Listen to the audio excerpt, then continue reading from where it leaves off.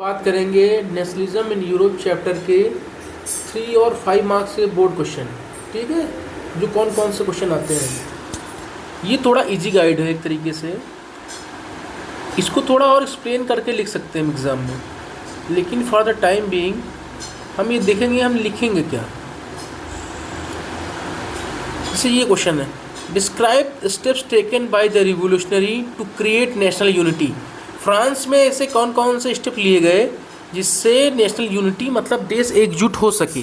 क्या किया गया? आइडियाज़ ऑफ ला पैट्री एंड ला सिटोयन, मतलब फादरलैंड, ये कंट्री क्या है हमारी फ्रांस, फादरलैंड है और हम इसके सिटीजन हैं। जो राजा का सिंबल है उसको हटा के फ्रेंच का फ्लैग बनाया गया। अब कमेंट में तुमको उसके कलर बताने हैं, कौन से कलर थे। Formation of national assembly bye citizens, national assembly बनाई गई सिटीजन के द्वारा। नेशनल असेंबली मतलब समझते हो, जिसको हम इलेक्ट करते हैं।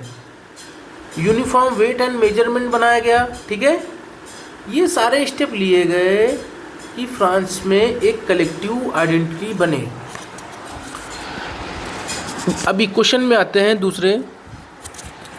Explain the main provision of the Napoleonic code 1804। ये क्वेश्चन मुझे लगता है एक्सपेक्टेड है अब की बार। जो नेपोलियनिक कोड है उसके क्या फीचर्स थे, तो उसने क्या किया था, पहले established equality before the law, कानून की समझ क्या कर दिया था, इक्वालिटी, हर एक आदमी इक्वल है, चाहे राजा हो चाहे प्रजा हो, सब लोग क्या है, इक्वल है। Abolish all privileges based on birth, जो जन्म से अधिकार मिलते हैं उनको सबको ख़त्म कर दिया, समझे। Right to property was secure, ये याद कर लो, ये कभी कभी एमसीक्यू में पूछता है। नेपोलियनिक कोड ने राइट टू प्रॉपर्टी को नहीं हटाया, राइट टू प्रॉपर्टी को सिक्योर किया। एडमिनिस्ट्रेटिव डिवीजन को और अच्छा किया। ठीक है, ये क्वेश्चन देखो, ideas of national unity in the early 19th century Europe were closely allied to the ideology of liberalism. मतलब ये पूछ रहा है 19th सेंचुरी में नेशनल यूनिटी कैसे होगी, वो कैसे एलाइड है लिबरलिज्म से। देश कैसे एकजुट होगा, वो कैसे एलाइड है लिबरलिज्म से। तो लिबरलिज्म का सिंपल सा मतलब होता है फ्री। एक होती पॉलिटिकल स्फीयर में, एक होता है इकोनॉमिक स्फीयर में, एक होता है कॉन्स्टिट्यूशनल। पॉलिटिकल स्फीयर मतलब गवर्नमेंट बाय कंसेंट हो, मतलब क्या हो, जिसको लोगों ने कहा हो कि तुम राजा बनो, तुम गवर्नमेंट चलाओ, राजा का सिस्टम ना हो, मतलब जिसको लोगों ने हामी भरी है। End of autocracy and individual freedom.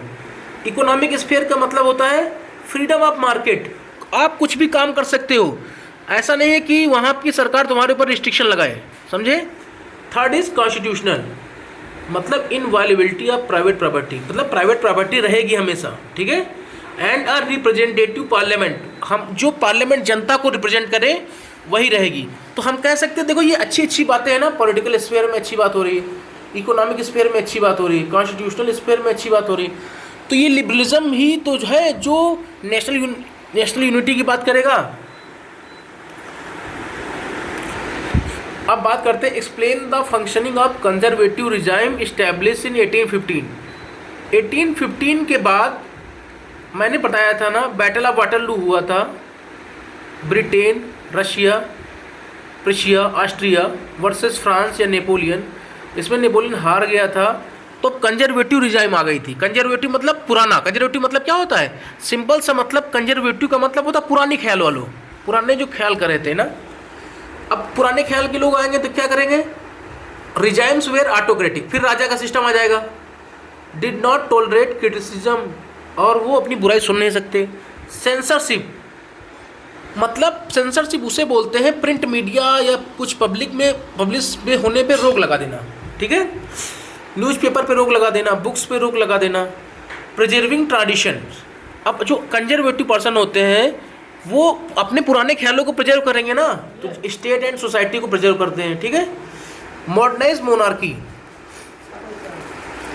अब मोनार्की को, अब उनको एक पता क्या हो गया था, उनको ये लग गया था जो कंजर्वेटिव रिजाइम थे कि इन लोगों ने एक बार नेशनलिज्म का स्वाद चख लिया है ना, तो चलो कुछ चेंजेस कर देते हैं जिससे मोनार्की क्या थोड़ी और अच्छी हो जाए।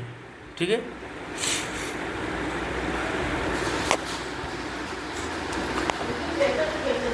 अब बात करते हैं, एनालाइज द रोल ऑफ गजीब मैजनी